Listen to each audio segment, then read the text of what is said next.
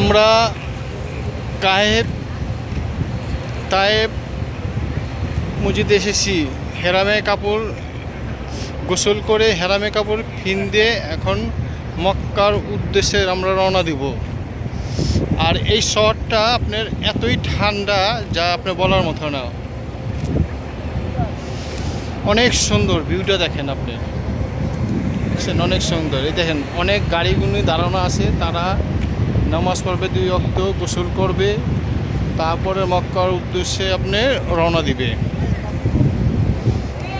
মাশাআল্লাহ, আলহামদুলিল্লাহ।